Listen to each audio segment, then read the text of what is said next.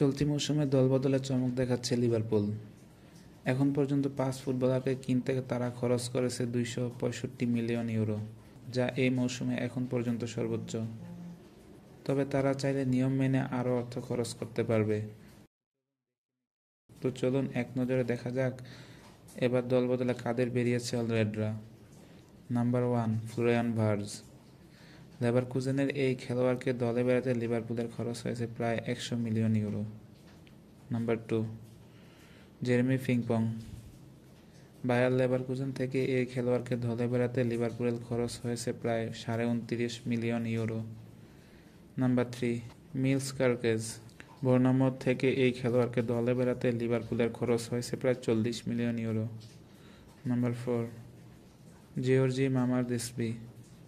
Valencia থেকে এই খেলোয়াড়কে দলে বেড়াতে লিভারপুলের খরচ হয়েছে প্রায় 25 মিলিয়ন ইউরো। এবং সর্বশেষ সংযোজন হুগো একিতিকে। ফ্রাঙ্কফুর্টের এই স্ট্রাইকারকে দলে বেড়াতে লিভারপুলের খরচ হয়েছে প্রায় 69 মিলিয়ন ইউরো। তবে লিভারপুল চাইলে আরও খরচ করতে পারবে।